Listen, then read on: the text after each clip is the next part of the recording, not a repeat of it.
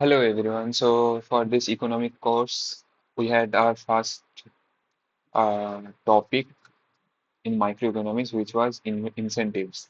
So incentives are just the motivators, which makes you do something, which makes other do something. So whenever you want someone else to do something, you have to provide them some incentives, which can be in the positive side also, in the negative side also. So positive is monetary benefits, reward system, anything and punishments also you can provide. So, for example, we our professors gives us assignments. So, and if you do it, they are providing some marks, which is kind of an incentive to us. That is basically the motivator when why you should do something. So, so like that, I'm making this video because I think my communication skill is not that good. So you can provide some comments that how I can improve that. So maybe that can be my incentive. So anything can be incentive. So that was the first topic. Then the second topic was about opportunity cost and trade-offs. So whenever you make a decision, you do a trade-off. So what is the trade-off? So in that time or in that situation, you could have done something else. So because of you choosing something, the thing you left is called trade-off. So and opportunity cost is the I think the best, second best thing you could have chosen at that time, according to is called the opportunity cost. So let's say, for example, uh, we have we have classes on at certain point, and you decided you can go to RC and read. So the trade-off was you didn't go to the class and miss the class, and you chose to study in RC. And vice versa, if you have chosen the class, what was the next big thing? That was your opportunity cost. That would depend on what you think. So maybe it would have been like sleeping in your room, studying RC or whatever. Okay, so there was this example that in a certain mall there were uh, escalators and elevators, and both got broken and you can only fix one um, among them, the escalator or elevator. So whatever you choose, the other one would be your opportunity cost. So there were some discussions. I think uh, the escalator one was everything was thinking that the escalator is the better choice because more people can go using escalator. But ma'am told us that elevator can be the better choice because people who don't who are using escalator can still use that escalator if it is not working. Uh, you know, uh, like just by walking. But if you don't fix the elevator, it's of no use. So if you fix the elevator, escalator is getting used also, and elevator is also getting used. And there is no 100% correct answer in economics. So you can say that escalator can do that and all. But yeah, that was that. And after that, incentives and trade-offs are everywhere in our company. So you can see that in this photo, that incentive they have that they are going somewhere, but the trade-off is their security and all. Now the next topic was marginal benefit and marginal cost. So there was this question in lot of times that why our actors gets paid so much high and the nurses who work like their job is very much important but still get paid so less. So that is if you have to answer it economically is trade-offs. Sorry, marginal benefits and marginal cost. So what is marginal benefit or marginal cost? Is basically doing the next thing based on benefit or cost. So if you don't have an ask, what is the next thing you can do and what's the benefit of that and cost of that? So if you don't, some nurse is not coming to the hospital, what can be the next thing you can do? You can hire another nurse, which is relatively easier than hiring a superstar. So, and in that hiring process, the marginal cost is not that much, and the marginal benefit is also not that much. That's why they are getting paid that much amount. But if you don't choose the superstar like Rajnikant and choose the next best one, the marginal benefit will be decreasing a lot because not so many people will come to the theater, and the marginal cost will be decreasing, but the marginal benefit will decrease a lot. That's why superstars earn more than the top nurses or doctors. Then there were these kind of example that in China people kill the pedestrian if they hit because the medical bill there is too much high. So they prefer that they should kill the person because if they hit and then try to, take them to the hospital, the amount they have to pay is much higher than if they kill that person. So these are kind of trade-offs which we have to be, uh, you know, uh, we have to worry about that whenever we provide some incentives or trade-offs, people would how that would affect the people's behavior. And this was one of the good examples. Then the next topics were demand curve, supply curve, and equilibrium, those kind of stuff. So as we know that the demand curve is basically a graphical representation that illustrates the how the change of price will change in the demand of that product. So almost everything in this modern world, uh, the graph or the representation of the demand curve is kind of like this downward slope, and the angle can be higher or lower, but it will always be like this downward kind of slope. So now if you see, this is the demand curve, and at 20 rupees, let's say in the market, it's getting sold. So there were some people who were thinking of buying it if the price was also higher. So for this guy who thought of buying it also, who was ready to buy it for 80 rupees, is getting it for 20 rupees. So he's getting a consumer surplus of 60 rupees. He's he's getting profit of 60 rupees in that sense. So there are some people in the whole range, and if you calculate the whole area, you will get the total consumer surplus.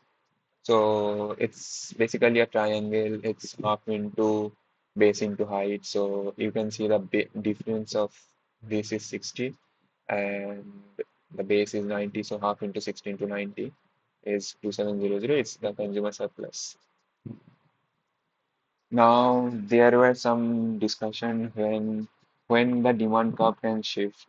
So demand curve can shift in various for various reasons. One of them is if income of the whole country or people increases, then people will be willing to pay for the same thing a much higher price. That would make the demand curve shift rightwards and upwards. And if it was the opposite, then it would be leftward and downward towards the center. So you see at the price of 25, only 70 people were uh, thinking of buying the product. But when the demand got shifted rightwards, around 80 people are willing to pay for the same product. So the demand got increased at the 25 rupees. So there are some other factors which can change, like if some product got viral and everyone wants it, or there is some change in preference, or there are some better substitutes in market that can decrease the demand curve in the inside, and some other factors.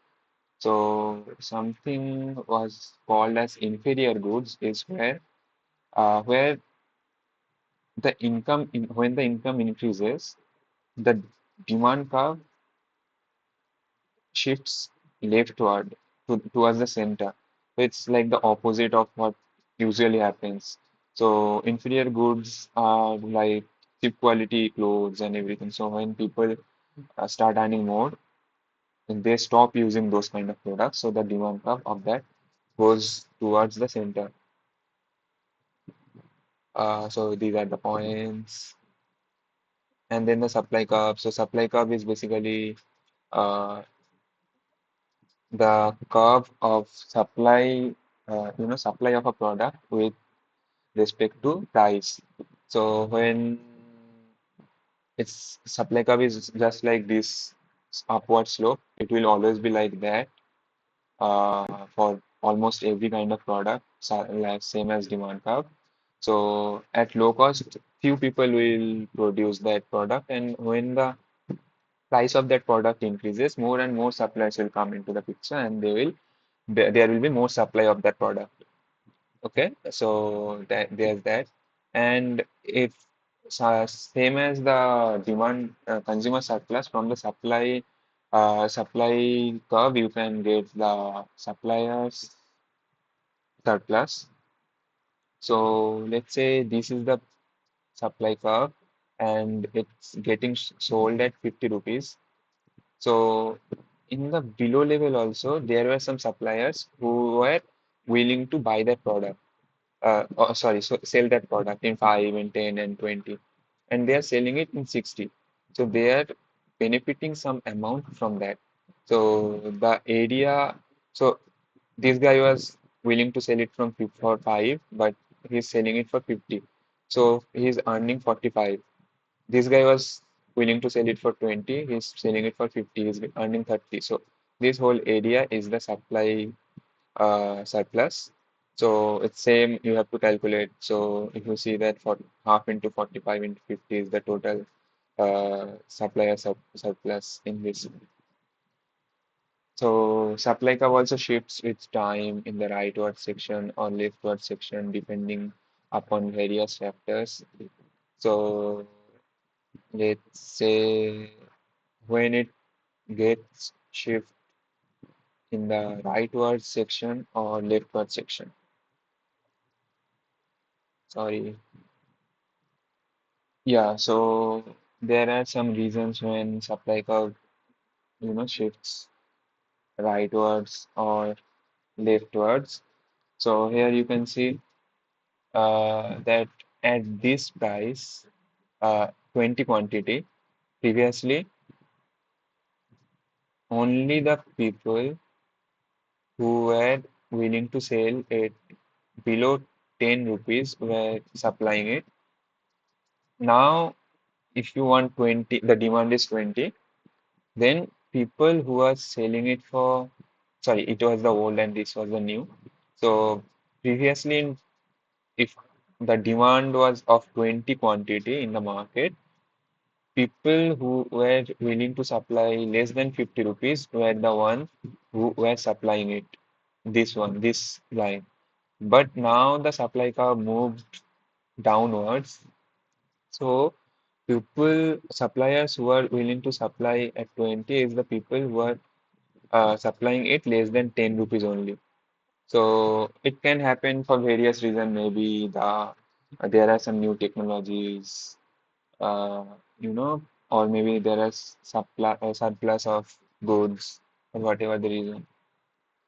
So there was some decrease of supply in COVID raw materials that made it higher. So previously at 20 rupees, people were selling masks and everything. But sorry, in 5 rupees, 20 quantity was getting supplied in the market. But in COVID time, maybe let's say that the curve shifted towards this line. So around there was, so if you want 20 marks in the market, people had to pay 6 rupees. So this kind of thing was there. So this is what equilibrium looks like. So there is some demand curve for a product, and every product has a supply curve also. So in this is the equilibrium. So if you the market is open and there is competition, so it kind of looks like this because at certain point market will decide at which value they want to buy and at which quantity the market demand is, and where the demand curve and supply curve crosses, that is the equilibrium point, and at that point the consumer surplus is this area and producer surplus is this area. So there was this topic also, how the equilibrium is achieved, what will happen if there is surplus or shortage. So in any case, market automatically tends to push the equilibrium to the crossing point because let's say now the price is not 30 and around 20 rupees. So this would there would be the producers supply curve will be there at this point, and at lower point the demand curve will be kind of here. So there will be some shortage of demand, and then more people would be willing to buy it, and then the price will get increased to the equilibrium only.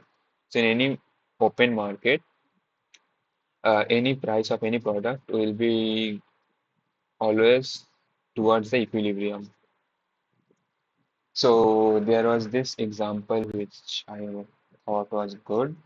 So there was some issue with ice cream supply, which shifted the supply curve from the blue line of the supply curve to this red line in the supply curve. So previously the equilibrium was around 300 ice cream quantity and 5 rupees per ice cream. Now when the demand supply curve shifted upwards in the E1, this E1 was new equilibrium, right? Because the demand isn't has not changed yet. So at that point, demand curve has not changed yet. So at that point, the demand should have been around 100 units with the price of 8 rupees because the price got increased. But what the company did is they thought that if they make the price higher, less people will come and that would be the bad for business. And so they kept the prices same around at this 5 rupees. Okay.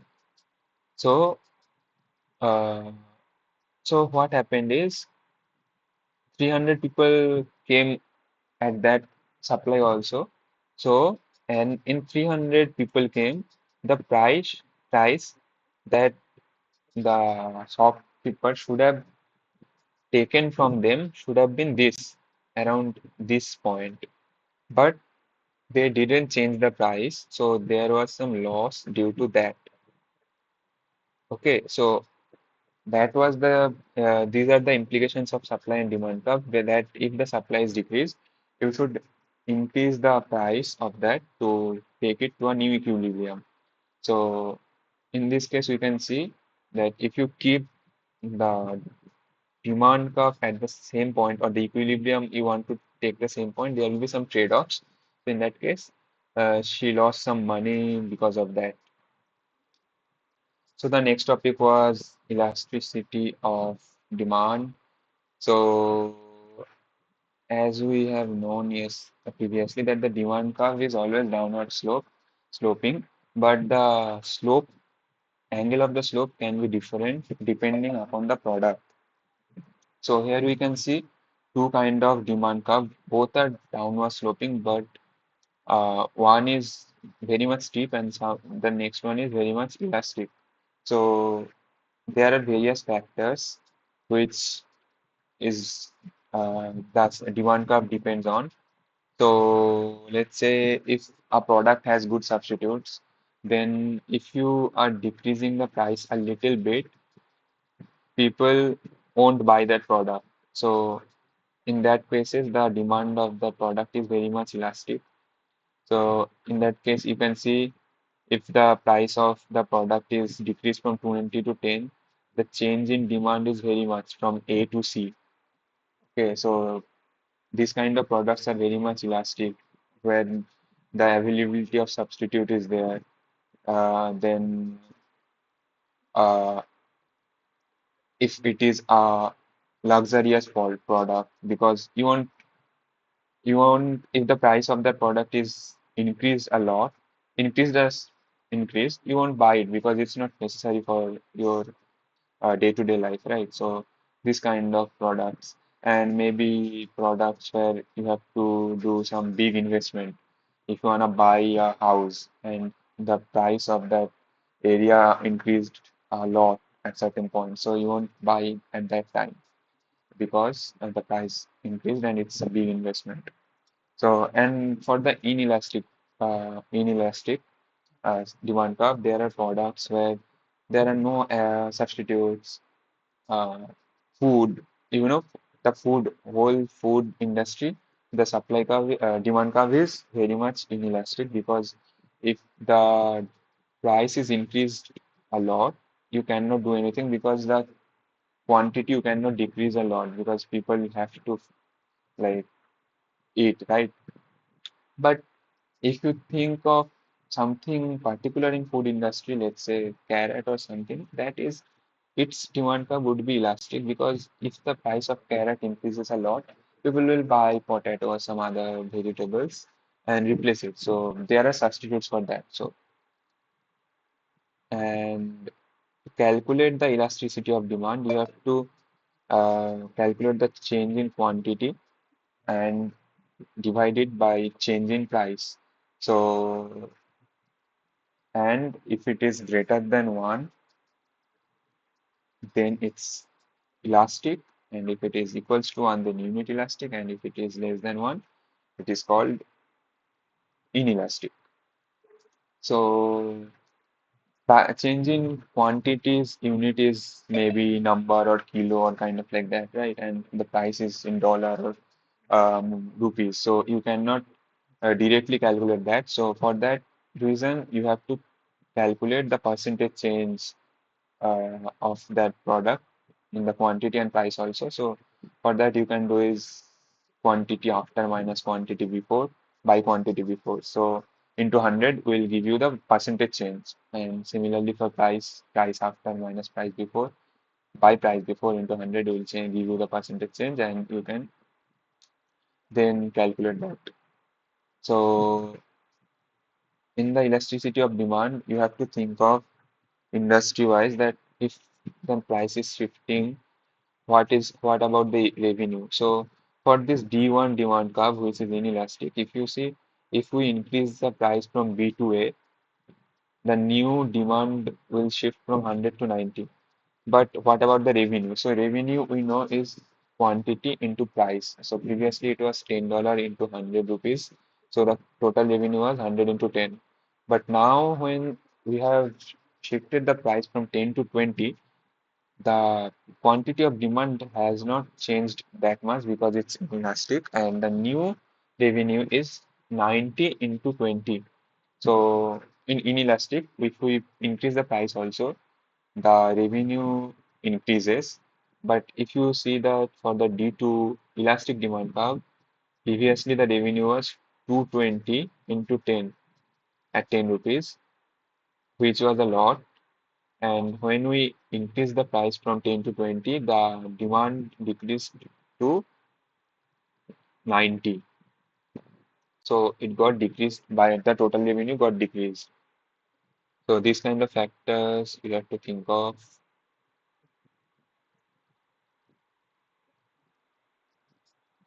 There are some so elasticity of supply is also similar to elasticity of demand. So there are some points where why the products are elastic or why the supply is elastic. So there are some less elastic products, then there are some more elastic products. There are some reasons to that. So there was this example of farming and computer chips. So food is food demand curve is a bit inelastic, right? So if you uh, improve the food production, farming production, so the new supply curve will increase to this point, the new in, increase to the new point, and it will be in the lower section. So in less money also people can buy that products. So but if you see when the supply curve got shifted downwards, the total revenue got decreased because the change in price was a lot and the change in demand was not that much because it was inelastic. So if you produce too much, you cannot just consume too much, right? So that was the reason production improving in production isn't a good idea in case of farming. But yeah, there are some things you can consider that you can export if the demand in other countries are higher, or you can use it in more different ways. But in general, it's not a good idea. But for computer chips, it is an elastic demand curve. So decreasing in price increase the consumption by a lot. So by and resulting in increasing in revenue. Because there are too many uses of computer chips, we can use it in various ways. So that was the reason. So I'll just go through this. I'll just go through the mathematical problems for simplicity. So in this, you can see which one is correct. So the C was the correct answer because at the 16th unit, I'm not sure if you can see the cursor. At the 16th unit, the willingness to pay from people is $20 and the output of the supplier at that point it costed them 60 rupees. So 60 rupees was the cost and if they were to sell that 16th unit, people were the willingness of people was 20 rupees. So that was the correct one. In this question, at a price of rupees $3, this is the demand curve where it is crossing, and this is the supply curve where it is crossing. So there are too much supply at that point, and the supply quantity is 6, and the demand quantity is 2. So there is surplus of 4 units. Now there is what is the total amount of producer surplus earned by all four producers if the market price per barrel is this. So this producer will earn surplus of 51 minus this amount. This country B will have surplus of 51 minus 16, and country C will have surplus of 51 minus 17.25, and country D won't have any surplus, so they won't buy anything. So it will be 17, sorry, 19 plus 35 plus,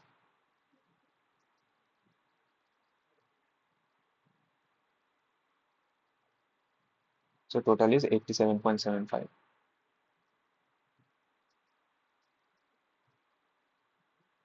So there was this question. The table shows the maximum consumer willingness to pay sweet cheesecake. Which of the four consumer receives the most consumer surplus if the market price of the cheesecake is 12.50 each? So, so they were willing to pay this much, but the market price is this. So obviously Sam was willing to pay that too much. So his surplus, consumer surplus is the highest. And yeah, this question was interesting. So there was some situation where due to some war going on, there was some slavery buying and selling was happening in some country. So this below demand curve was the demand curve potential for the slave owners for that country, and this was the supply curve. So around thousand, so the equilibrium was at 1,000 units of slaves, and the price was at $20. So, but then USA thought of buying the slaves from that market and free them. What happened is the demand curve shifted rightwards, which resulted in increase of price of slaves to the $23. But the demand in the market also increased to 1,400 slaves. So previously there were only 100 slaves in the market. Now there are 1,400. So this 400 people got into slavery uh, due to US who thought of buying slaves, which resulted in increase in demand of that market. And at that market price, US they bought this much, but for the countries in the previous countries demand curve, in the new equilibrium, it is cutting in that this point. So in the country also, 600 slaves are still there, and US bought around 800 slaves. So after the whole thing happened, 600 people still stayed there as a slave. 800 got freed because of US, but 400 also came into slavery because of them. And then total gains from the trade at free market equilibrium. So at free market equilibrium, the quantity demand is 100 and the selling price is at 15. So what is the consumer surplus?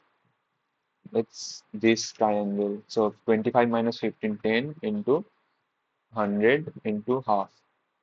So that is 500, and the supplier surplus is 15 minus 5 equals to 10 into 100,000 into half 500. So the total gain from consumer surplus plus supplier surplus is 500 plus 500,000. So I think, okay. Go to the figure, the market price of the product is $20 per unit. Calculate the dollar amount of consumer surplus being earned in this. So if the market price is at 20, what is the consumer surplus? It's 50 minus 20 into 4,000 into half. So 15 into 4,000, 60,000. So the next topic was price ceiling and floors.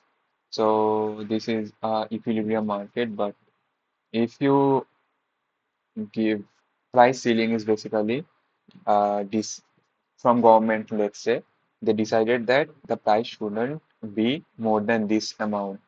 So this shortage written amount. So the equilibrium was at that point, but they said that the price should be here. So in here, the supply curve is here at this point, and the demand curve is at this point. So there is too much demand, but the supply is too much less. So because of that, shortage happens, and many other problems arises. And similarly, in the price flow, if government says that the price should be at this point and it cannot be lower than this, at that point, too much suppliers will be there and the demand will be very less. So there will be product surplus, and because of that, maybe wastage happens or many other issues happens. So that is the price flow. So at the price ceiling, let's say there was this example where government said that the price of oil cannot be beyond this value, so which was very much less. So people went there, but uh, there was not too many suppliers because the incentive for them got decreased. The producer supply surplus got decreased. They were not willing to supply that much, so more and more demand was there, and too less supply was there. So what happened is people were in line for days to buy oil and everything. So at that point,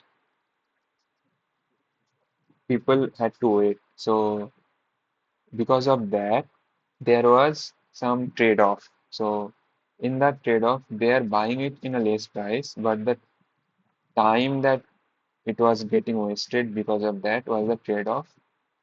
And there are some lost consumer surplus also because if at the market equilibrium it was getting sold, this was the consumer surplus and this. was the producer surplus. But now, as the supply is this, so only this much is getting supplied, and in the equilibrium, some suppliers were willing to sell it in the equilibrium price, but they are not selling anymore. So there is some loss of producer surplus. And in the consumer demand graph also, some people were willing to buy it in the equilibrium price, but they are not getting that product only because of the lack of supply. So some consumer surplus is also getting lost. So this, if you add this two up, it is called deadweight loss. So there are some issues with price ceiling and floor. If you have price ceiling and say that the price cannot go up beyond that, so there will be shortages. So reduction of quality because there is not too much supply. So suppliers won't get too much profit out of it. So the quality will be decreasing. Then uh, deadweight loss will be there, and then the trade-offs will be there, which where you maybe have to wait in line and everything. So these kind of issues are there. And if price floor is there, there will be some problem with that also. There will be surpluses of supply, which will be resulting in maybe wastage, certain amount of wastage. And then in that, there will be some other problem that there will be, because of there are too many supply, more suppliers will be there and there will be competition. So they will give some other incentives. So there will, which is not even needed. So that would be a issue that there will be too much quality that we don't even need will be provided with the supply with the product, and this kind of the reason why the minimum wage is also bad for economy and price ceiling is also bad for the economy. So the better uh, option would be to give incentive from government to the farms for the you know wages. So I'll come to that. So there was this topic that wage subsidy costs the government money, but it increases employment. So this is better than using like minimum wage. So if you see that when the minimum wage was applied, the supply of labor was B, but the demand for labor was at very small point of QD. So there was some surplus of supply of labor, but the demand was not that much. So uh, increased in maybe people were uh, not getting a job only. So the better way is to give subsidy to the maybe farms for the you know labor. So the supply will be increased from A to B, and the demand will be at QS, which will be increased, and the amount will be paid by the government, but there will be more jobs, and the money they will get is also will be higher. So this is the better solution. So there was this question, so price flow. Refer to this figure how much unemployment results from the imposition of price flow set at 10. So the equilibrium was here. Now that we have set price floor at $10. So because of that, the previous equilibrium it was 260 people, but now the supply curve is changed to 210 people, and due to that, at 210 people, the supply also got increased to 310. So previously there were not too much labors, but now as we have increased the uh, you know uh, price flooring, so more people are here as the supply of labor got increased, but the price for them is very much less. So in the $10, total supply of labor is 310 and total requirement of labor is 210. So 100 people will be unemployed at that point. Now refer to the figure at a minimum wage of $8. Firms are willing to hire at the price of $8. Firms are willing to hire this 25. And you can do the other one, I guess. So profit maximizing is at m1 equals to himself. Come to that. So the profit maximizing here will happen at 6 because at that point m1 equals to himself. Now refer to the figures. Suppose a price ceiling of P is imposed. As a result, the quantity supplied in the market will be from QS and the demand will be QD and buyer's willingness to pay is PD. So all of these are valid. So cost I will come to next.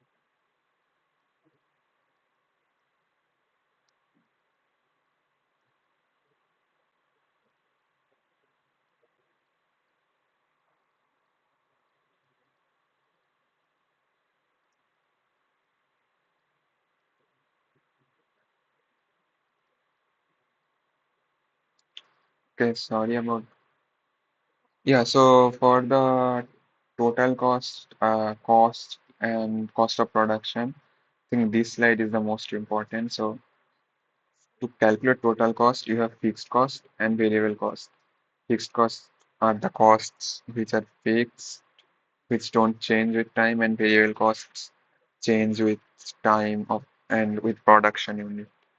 So average cost is total cost by total production, and average fixed cost is total fixed cost by total production, which decreases with the production unit because the fixed cost is same for increment of production. So the average gets decreased generally with time. Average variable cost is total variable cost by total production, and marginal cost is to create a new product, how much more you have to have cost. So this table was given starting a fast food restaurant. Let me go through it. So I'm not sure if it's helpful. So there is given that the rent is 100 rupees, so the fixed cost is 100, and wages per worker is 10 rupees. So fixed cost is 100 for to all the number of production. Production cost is given, and we have to calculate then variable cost. So what will be the variable cost? Fixed cost is given, production cost is this much, and one worker is needed. One worker's wage is 10 rupees, so the total variable cost is 55 plus 10, 65 rupees. So total cost will be 165. Average fixed cost will be 100 by 55 equals to, I guess, 1.82.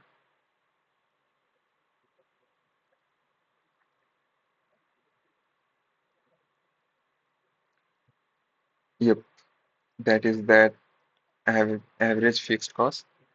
And average variable cost is 65 by 55, and average total cost is total cost by total production. 3. Now for the next one, we need two workers. Production is 120 unit. Fixed cost will be same.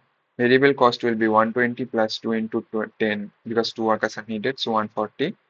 So the total cost will be fixed cost plus variable cost 240. Average fixed cost will be fixed cost by production. Average variable cost will be 140 by 120, and average total cost will be total cost by 120. Now, like this, you can draw the whole chart, and you will see that average fixed cost always gets decreased, like it's decremental only. Average variable cost generally decreases for some time and then increases. And average total cost also follows the average variable cost, but a little bit of less of that.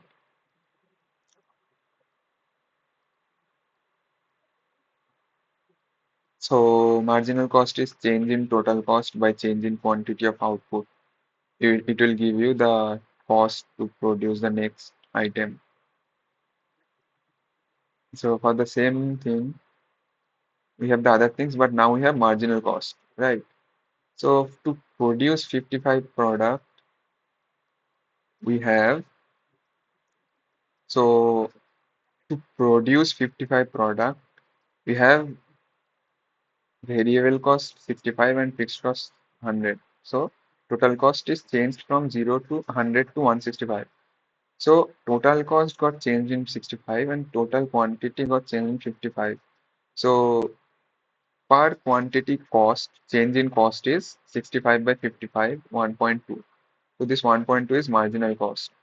For the next unit, you can see the total cost change is 240 minus 165, which is 75, and the change in quantity is 120 minus 55, 65. So the marginal cost is 1.2.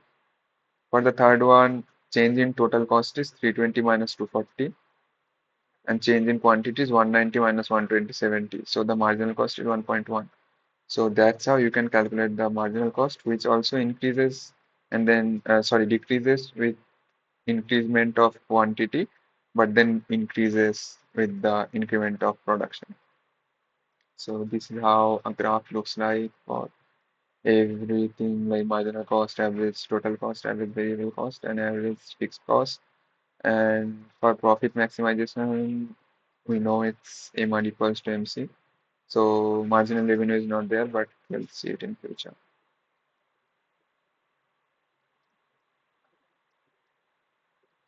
So these are some other plots.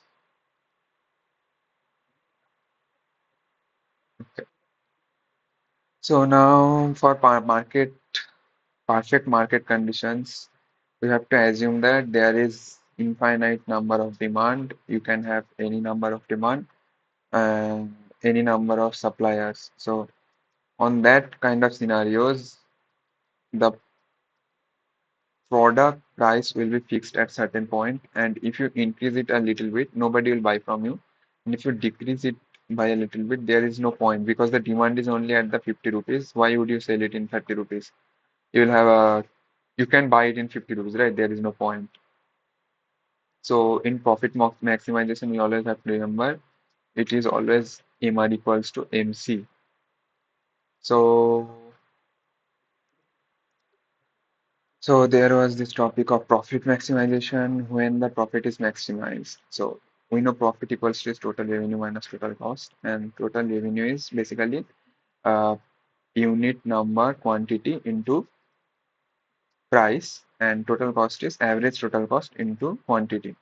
So you can say that total profit is per unit profit into quantity. So why we say that it will be always when MR equals to MC is because at MR equals to MC, the per unit profit will be zero. Before that, it will be in a positive side. So let's say for the first unit, the profit is 10. In the second unit, it's 4, third unit 2. We will take profits until for the next product, we won't have any profit. So That point is basically MR equals to MC. So MR means marginal revenue and MC means marginal cost. So you can see here, this is the MR or price and this is the MC or marginal cost. So before this point at 1, 2, 3, 4, 5, 6, 7, 8 unit, the marginal cost is below the marginal revenue. So selling at one quantity, two quantity, we were profiting a little bit. And after 8 rupees, if we sell the ninth unit, we are not, we are having cost, we are incurring cost more than what we are getting. So there is no point. So until this point where MR equals to is MC, we are making profit. So the total profit will be maximized here.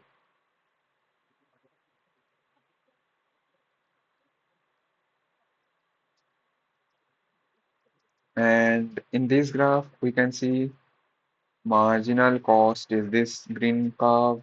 Average cost will certainly look like this because of it is higher here because there is too much fixed cost per unit at the beginning, and at the end the fixed cost gets lower and lower, so the average cost graph decreases, and until a certain point marginal cost again increases due to the increment of variable cost, and the average that results in increment in average cost also.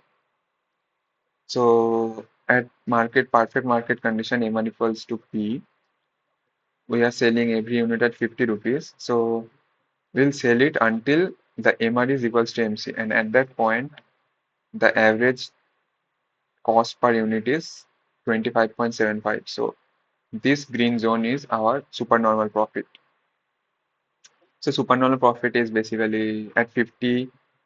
If the average cost was also at this point, there were no profit. It was called perfect market condition where we are not making any supernormal profit. We are making profit. Okay, it's not that we are not making profit because in economics we consider the opportunity cost also to calculate the cost. So, but here we can see there are some excessive profit, which is called supernormal profit, which is excess of the opportunity cost. I'll try solving some cost of production mathematical problems which were given by our professor. So what is not a fixed cost? So fixed costs are we know which are incurred at one point and we don't have to give it repeatedly. So from this for a worker's wage of $15 per hour, it is not a fixed cost because it is a recurring cost which is variable. Now, if you know that with 8 units of output, average fixed cost is 1250 and average variable cost is 8125, then total cost at this output level is, so we have to calculate the total cost. Total cost is fixed cost plus variable cost, which is 81.25 plus 12.50. Calculate that, and we are generating 8 units. So 8 into that will be the total cost. With fixed costs of 400, a farm has average total cost of $3 and average variable cost of 250. Its output is. So with fixed cost of $400, a farm has average total cost of $3 and average variable cost of 2.50. So average fixed cost is $0.50 because fixed cost equals to total cost equals to fixed cost plus average cost. So fixed cost is 0.50 per unit. So if fixed cost is 400 total and per unit is 50 cents, like $0.5, so the total number of unit is zero point 0.5 into 400, 800 units. Then the marginal cost of the fifth unit of output is. So if you see the total cost, you have to just see how the total cost looked like for the marginal cost, right? So for the fourth unit, the total cost is 230. For the fifth unit, it's 300. So to uh, produce the fifth unit, we are having $70 of cost. the fixed cost for the firm is at the $0, the fixed cost is 50. So after that, it is just the variable costs. So it's 50. The marginal revenue for the fifth unit of output. So for the fourth unit, total revenue was 360. For the fifth unit, it's 450. So by selling the fifth unit, we are getting 90 rupees more. So it's 90.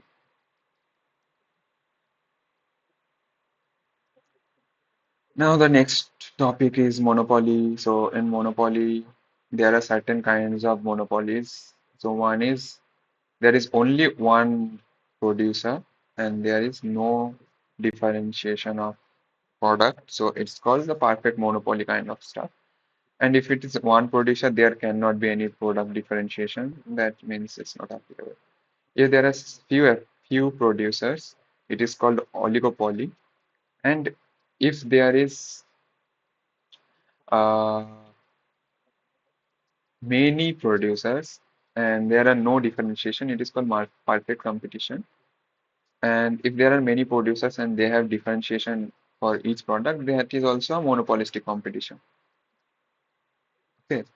So for in perfect condition, we have seen that the marginal cost and total cost are same with the break-even price. So there is no supernormal profit because at this point the total cost is average total cost into the quantity, which is this square blocks 14 by 4, and the revenue is also 14 by 4.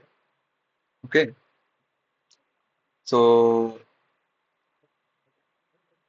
there is no supernormal profit or excess profit, but there can be some supernormal profit in monopoly. So now there are some features of monopoly that why there are monopolies in the market because there are some restrictions on entry or exit, dominant single seller, no close substitutes, and they have the pricing power. So by in two ways monopolies can be achieved. One is innovation like patents, then network good products like uh, Facebook, Instagram, and other stuffs.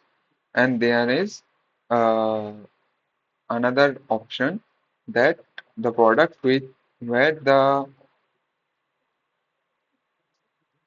entry fixed cost is too high, so that there is no point of having competition in that point because if we have multiple options there, the average cost per production for all the pumps will be so high that no one can afford the product.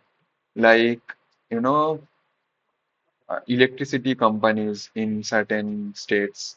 So where I am from, there is called CESC. So CSC is the only single monopoly in that state because if there are multiple companies which are generating electricity at a certain place, the fixed cost for those companies are too much high. So if there are competition, their average cost per production unit will be too much and nobody will be able to afford it. So these are kind of a monopoly we can have.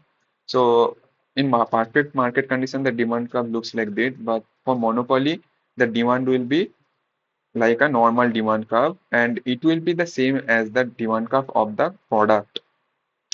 So if the demand curve of diamond is like that and it is a monopolistic and only one company is uh, generating diamond. So the demand curve of that company will be same as the demand curve of the product itself, diamond.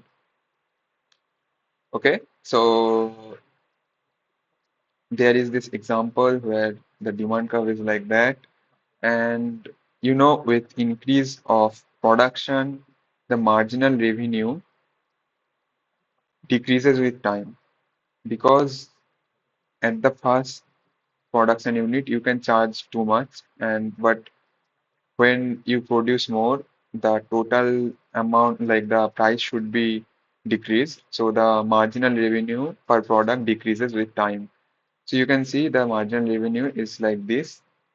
And so to maximize profit, so at this point when the price was 16 and the quantity was 2, this was the revenue of that company. And when the price got decreased to 14, 3 unit got sold and the revenue is 14 into 3, right? So the total revenue got increased. So, but we have to see uh, when will be the perfect place for their profit maximization.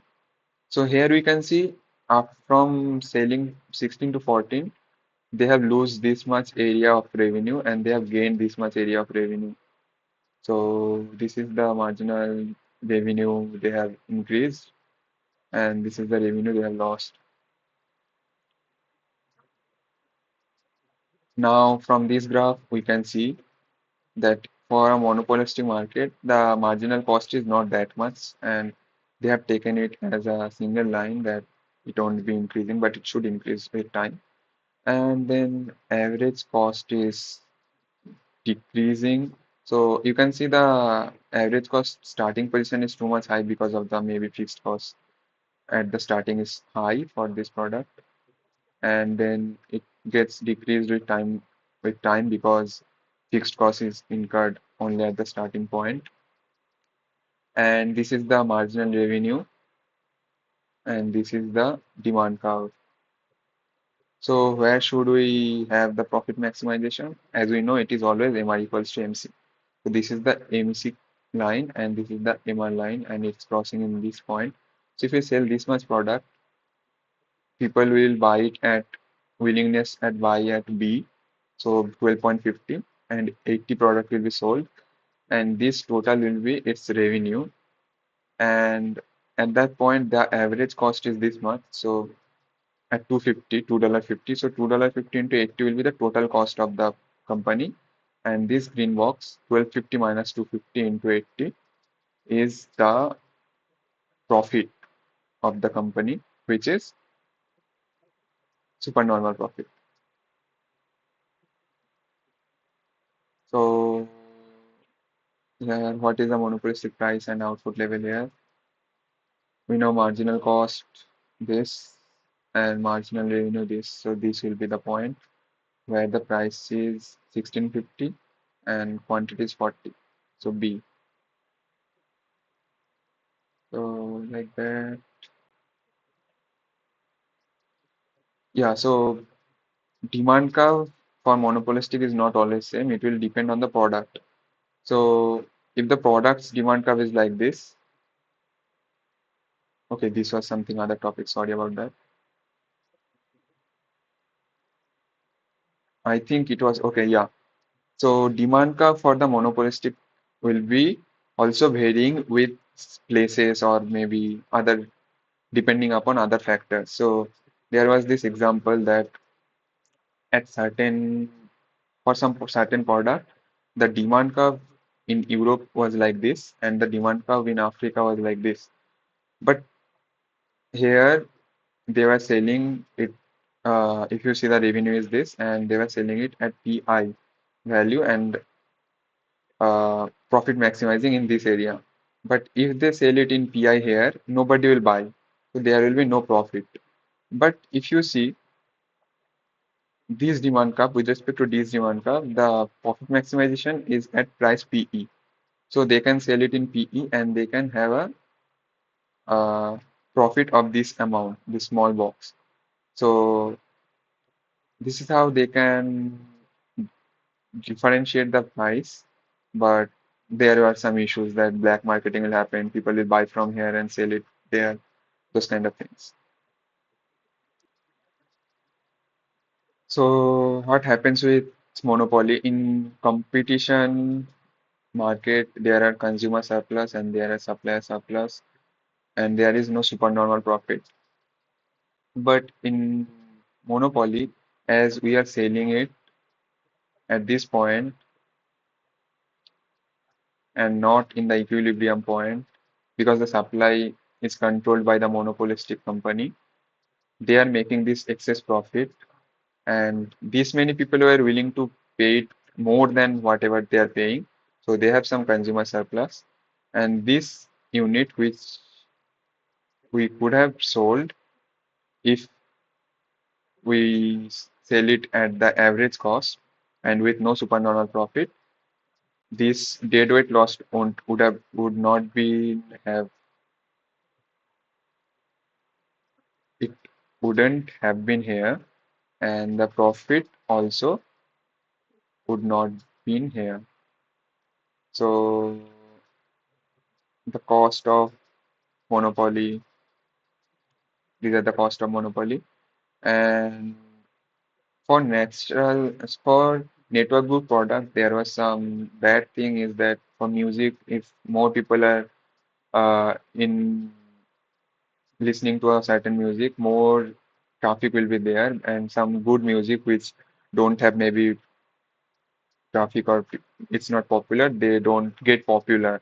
So the popular music gets popular, and the non-popular music, if they are also good, does not get the popularity.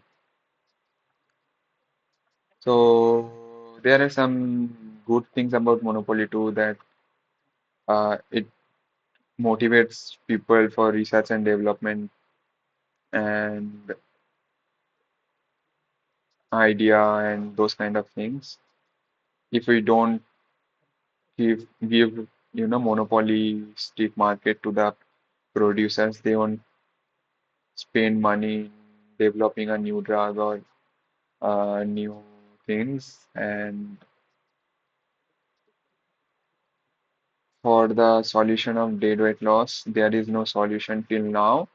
But one solution is if the government buys the patent from the company and sell it to the market with some, tax based on that product. So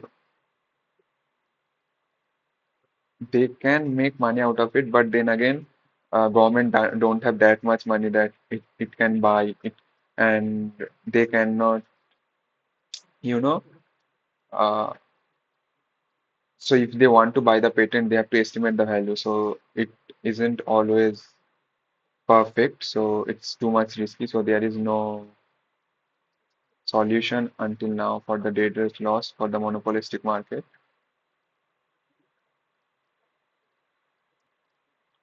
So monopolistic network good market is where the consumer increases the amount of other consumer use the good. So it's not like it will always be monopolistic. So there was something like Facebook previously, but it was a monopolistic market. But then Instagram came and took some market share of that. So you can have the barrier is high, but you can achieve that barrier if your product is that much good. Okay, so there was this Lotus 123 which used to dominate the Excel game.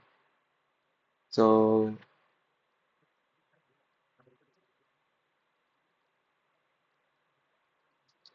if you have a monopolistic market, you have to give some incentives or you have to have some switching costs that people would be afraid to switch, like Facebook, Instagram, WhatsApp.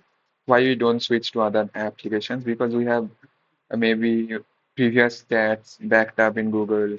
They are providing us free storage. We have already, and if we want to switch, we have to do some work. We have to have some switching costs. We have to give some time.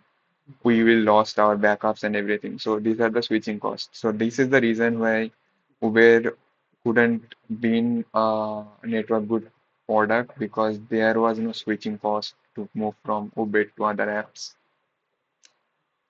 And yeah,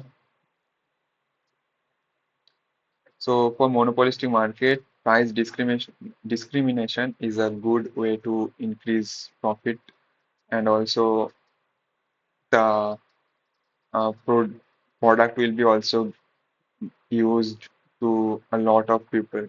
So this was the example I already described. So if the demand curve is elastic here, we can just decrease the money for the people here and increase the money for the people who are willing to buy more, pay more. So,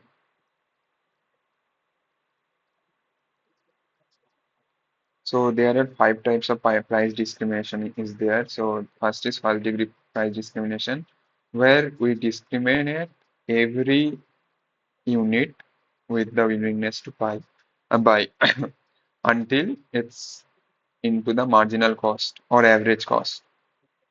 So there will be no deadweight loss and the profit will be maximized for the company here. So we'll cater to each unit and we'll see where who is willing to buy the most for that and sell it to them. But obviously it's hard to estimate who is willing to buy what. So this is the first degree discrimination. Second degree discrimination is when they are providing some, flash sale, big billion days, those kind of sales where they are providing it to everyone. If you want to take it, take it. There will be some, trade-offs from your side. Maybe there will be too much traffic, there will be time lost or whatever. But you are the one who will be deciding if you want to take that or not, which which money you want to buy for. And then there was the third degree discrimination, where it is discriminated by how you look or how it depends on certain factors which we can, verify, like student card or India, different prices for Indian and different prices for outside of Indian people, different prices for old people, different prices for children. So how it's different than first degree is in first degree for each unit it was different, and in third degree it's not unit wise, it's on category wise. And then fourth and fifth were tying and bundling, I guess. Yeah, so tying and bundling. So tying is where uh, when to use the base good, the consumer must use the second good, and our main profit comes from the second good, like Gillette razor. They are selling the razor in a low cost, and uh, their main profit is coming from the blades they are selling. And in those scenarios, in the monopolistic market, you have to make sure that the second goods cannot be copied, or there is no option that someone can just copy it and sell it. Then you will incur loss basically. And for bundling, you are just selling it in a bundle, a together package, because there are some willingness of paying a product A and product B for different customer, it's different. So you are just making it a package so that both the customer or more customer buys the package and the total revenue or profit may be increased at that point. So here you can see that Amanda's willingness to pay for Word was 100 and for Excel was 20, and for Yon or someone, I don't know, it's 40 for Word and Excel it's 90. So if we had to do individual pricing for Word it would have been 100, and for Excel it would have been 90, and total revenue would be 190. And if we do bundling, and so for Amanda, the total willingness to buy both of them is 120, and for Yon, it's 130. So we keep the price at 120 for bundling both of them. So both will buy, and total revenue will be 240, which is more than that. So this is how you can price discriminate. And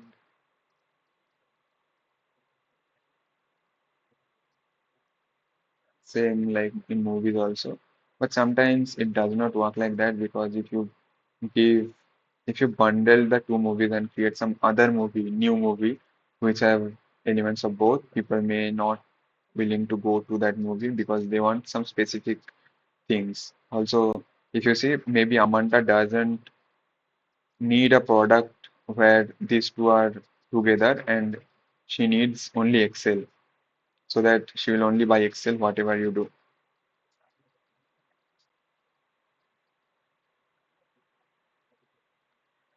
Then comes oligopolistic market. So in oligopolistic market, maybe one more than one suppliers are there, but uh, they are the dominating players in the market, and they come together and act like a monopolistic market to have the excess profit. So it's basically same with the monopolistic market when they are agreeing in a certain profit maximization quantity or price. But the issue with oligopolistic is there are two or three, if there is, let's say, two company which are producing, and we are saying that the profit maximization will happen at a certain time, certain demand and price. There is no guarantee that the companies will adhere to that, deal, and they won't produce much more than what was decided because, let's say,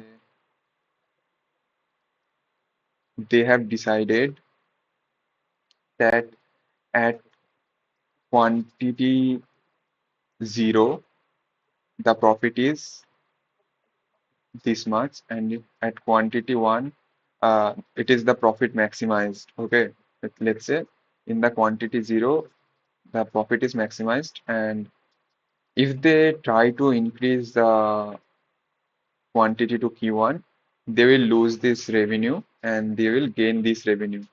So there, if the red box is more than green box, they won't generate much more quantity, right? Because there is no point, they will lose profit. But if there is some carteling, like four farms are there, and they have decided that Q0 should be the total quantity, and they should, produce only Q0 in total. And some company decided they can increase the quantity for their farm without others knowing and increase it to Q1.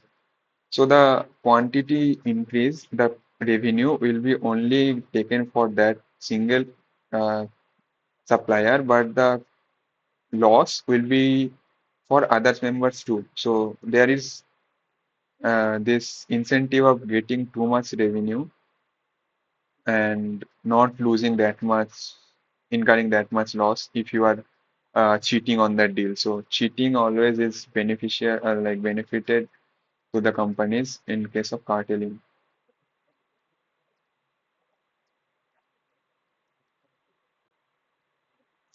And the last topic was monopolistic competition, where a market with large number of firms selling similar but not identical products.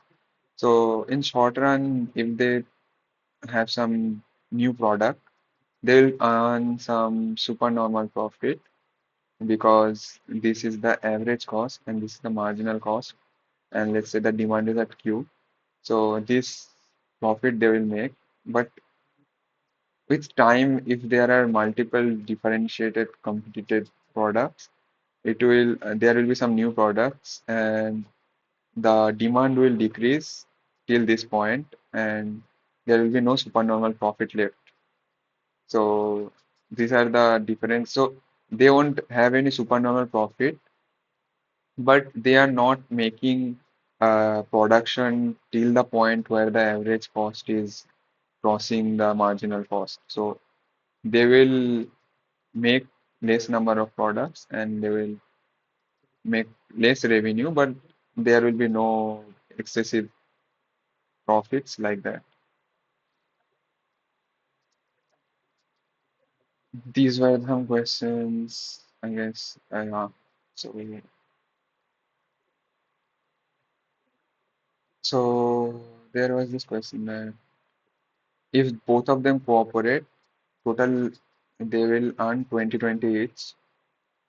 If they both cheat, they will make a loss of like they will earn 15-15. And if Mary cooperate and Sylvia cheat, she will earn 40, Sylvia. And if Mary cheats, she will earn 40 and Sylvia will earn 10. So if it is known that Sylvia cooperates, it is known that Sylvia cooperates. Okay, so this line. What is Mary's dominant strategy? So if Sylvia cooperates, Mary can. cooperate and earn 20, or Mary can cheat and earn 40. So the best way is Mary cheat and earn 40. A perfect price discrimination seller questions. I will do some mathematical problems only. A cartel facing the market in the diagram would try to cause industry output at if 6 is there, it is like average, there is no excess profit. It should be around 3 because there will be some excess profit because this is the supply curve. So, and this is the demand curve, and this is the normal equilibrium. In normal equilibrium, though there is no part excess profit. Excess profit happens where there is MR equals to MC. So if you take the supply curve as MC, it's crossing MR at this point. So this is the profit maximization point at 3. A successful cartel facing the market in the diagram will cause the industry price to increase from, so price will be increased from 4 to this point. So it is around this point, so 7.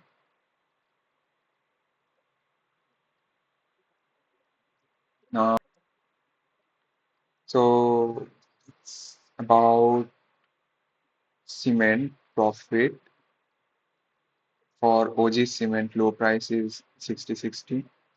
If and if they both make the price high, they both of them will have a profit of 80/80.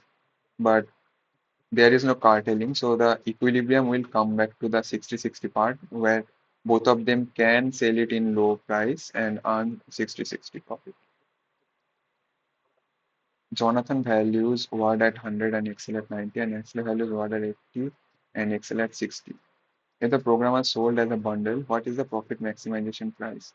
So bundling price for Jonathan is 190 and for Hasley is 80 plus 60, 140. So if it is 140, both of them will buy. So that is the bundle price.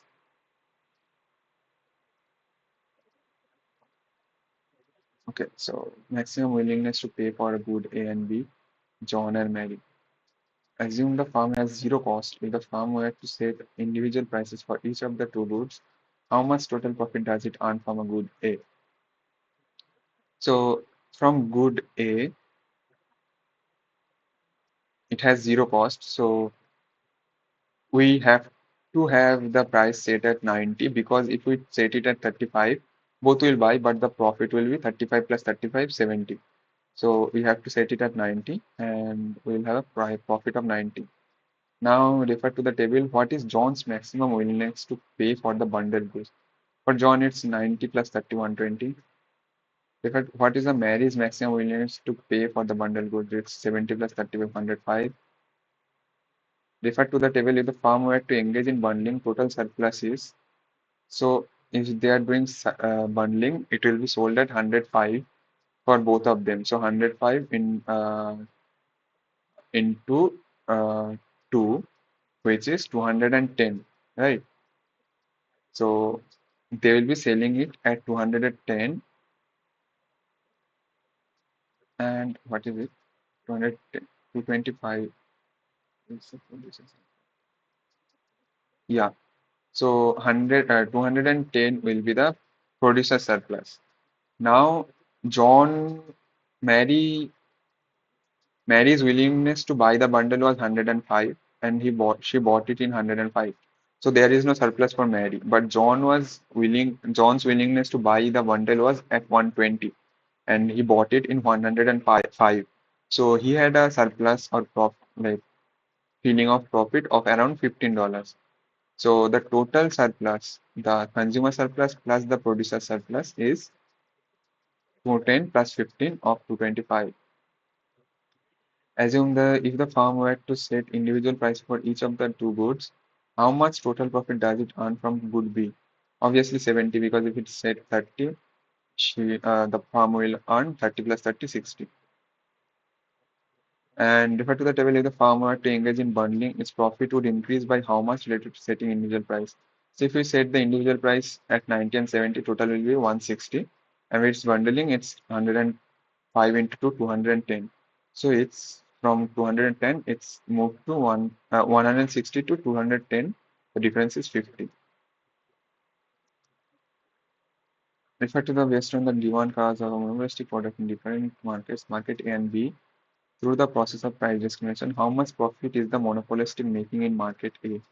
So in market A, it's making at 90, M1 equals to MC, 19 to 10, 900 is the revenue, and average cost is at 5. So total cost is 900, 19 to 5, 450. So the profit is 900 minus 450, 450. Which of the following is not a case of, okay, these are not problems. Okay, that's done.